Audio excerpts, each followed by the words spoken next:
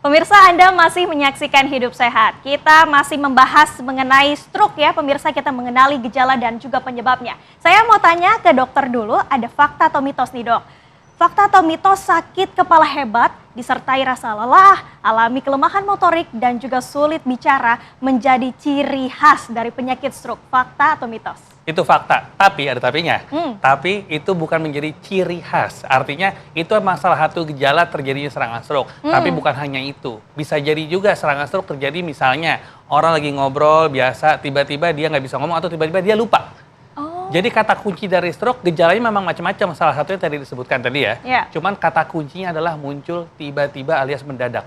Nah, kalau dia sakit kepala, oke, sakit kepala 1 pekan segala macam belum tentu stroke. Tapi tadi normal tiba-tiba sakit kepala itu yang bisa kita curigai stroke.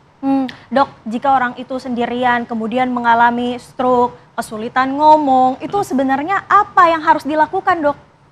Kalau orang mengalami serangan stroke, tidak ada yang bisa dilakukan di rumah ataupun dimanapun, langsung bawa ke rumah sakit. Ya, jadi nggak ada tuh cerita katanya tusuk sini, tusuk ini, itu adalah berita yang sangat menyesatkan ya, itu hoax ya. Jadi tidak ada yang bisa dilakukan di rumah, harus segera bawa ke rumah sakit, nggak ada cara lain.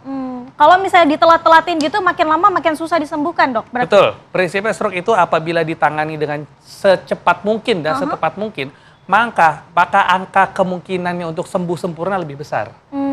Jadi banyak nggak orang stroke yang ternyata kena serangan bisa keluar rumah sakit, jalan dan normal lagi?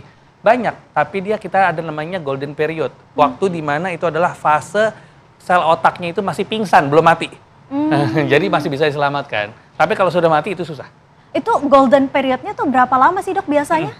Golden period untuk stroke sumbatan ya biasanya ini. Untuk stroke sumbatan sekitar 4,5 jam. Jadi jangan lama-lama. Dan pas setengah jam itu dari muncul serangan sampai masuk obat ya. Bukan dari muncul serangan sampai berangkat rumah sakit, enggak. Oke. Bayangkan kita mesti pertimbangkan macetnya, administratifnya segala macam. Jadi harus buru-buru. Nah, Kang Aji, aku penasaran kalau waktu itu kejadian dari Kang Aji langsung ke rumah sakit atau gimana tuh pada saat kejadian? Enggak. Jadi di rumah itu delaynya sekitar 10 sampai 12 jam. Di rumah. Baru dibawa ke rumah sakit, pas nyampe tengah jalan muntah proyektil. Jadi muntah tanpa aba-aba, atau muntah aja. Nah, kemudian dibawa ke IGD, lalu IGD men-CT scan saya. Ternyata stroke perdarahan, jam 10 esok hari harus dioperasi. Gitu. Nah, Dok, kalau udah lebih dari 12 jam gitu, itu berarti tandanya sudah bagaimana tuh, Dok? Sudah fatal kah atau gimana tuh kalau dari segi medis? Untuk kasus Kang Aji sebenarnya agak beda karena kenapa? Memang stroke juga tapi perdarahan. Jadi golden period itu tidak berlaku 4,5 jam ya. Karena 4,5 jam itu adalah untuk dimana diberikan anti pembekuan. Tapi kalau perdarahan nggak boleh dikasih anti pembekuan. Tapi kembali lagi, semakin cepat ditangani, maka kemungkinan pulihnya semakin besar. Alhamdulillah kondisi Kang Aji sekarang juga ya baiklah, maksudnya ada hanya sedikit gejala sisa. Ya, tapi memang harusnya kita lebih cepat lagi. Semoga untuk kedepannya orang-orang yang lain itu bisa diselamatkan dengan lebih cepat. Oke, nah Kang Aji sebenarnya punya riwayat nggak sih dari orang tua, misalnya dari kakek, nenek yang mengalami stroke sehingga kemudian Kang Aji saat ini mengalami stroke gitu?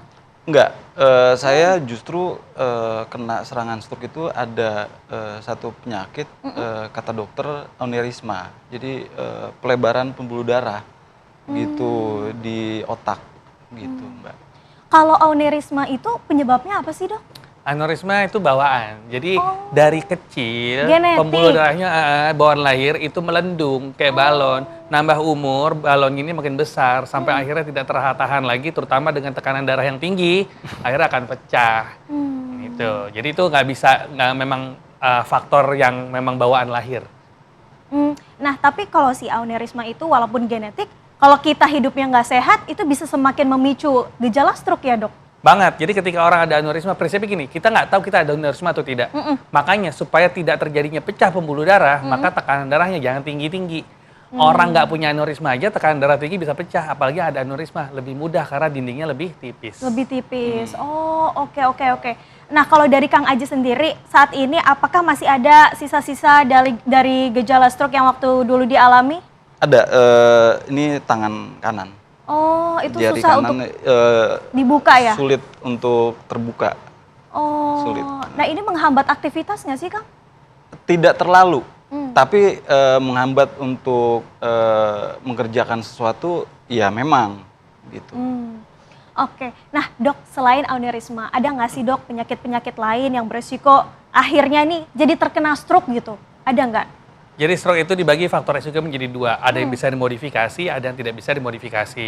Kita bicara yang tidak bisa dimodifikasi dulu ya, contohnya genetik, kemudian orang yang pernah kena stroke sebelumnya, jenis kelamin dan usia. Artinya semakin ini terjadi peningkatan usia, kemungkinan peluang lebih besar. Tapi yang bisa dimodifikasi ini lebih banyak. Contohnya kalau punya hipertensi, ya benerin dong. Kalau punya diabetes, kontrol gulanya. Kolesterol beresin. Ngerokok, stop. Alkohol ya jangan. Kan gini nih, artinya bisa diperbaiki nih. Tapi selain dua ini, ada juga faktor bawaan. Contoh, pada Kang Aji ada aneurisma. Aneurisma terbentuk pada saat dia baru lahir, dari kecil lah. Ada lagi namanya AVM atau malformasi arteri vena, di mana pembuluh darahnya ini bentuknya tidak seperti sebagaimana orang pada umumnya. Dia berupa anyaman tapi acak-acakan dan rawan pecah.